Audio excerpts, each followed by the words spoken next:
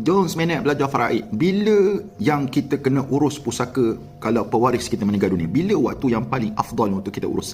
Sebenarnya tuan-tuan Allah Subhanahu Wa Taala sekalian, bila kita telah selesai menguruskan jenazah pewaris kita tu, maka bila selesai semua daripada awal sampai ke akhir, kemudian kita dah balik ke rumah dan boleh rehat sebentar, sebenarnya perkara ini dah boleh untuk kita bincangkan sesama waris kepada pewaris tadi. Bolehlah kita mulakan mukadimah macam mana kita nak uruskan pusaka arwah, apakah yang arwah telah tinggalkan, dan kita kena boleh bincang. Dan benda ni tuan-tuan Allah Subhanahu Wa Taala menjadi satu kesalahan, dan ada juga cakap-cakap yang kita dengar daripada orang yang mengatakan kalau bila kita segerakan pengurusan jenazah bermakna kita ni selok. Orang Terengganu kata selok, kita ni gelojoh nak satu benda. Sebenarnya ini bukan isu selok ataupun gelojoh, tapi ini satu kecaknaan seseorang bila melibatkan harta pusaka. Sebaik-baiknya secepat mungkin yang boleh kita urus, tapi janganlah sebelum pewaris tu mati dah urus pusaka lah, dia hidup lagi.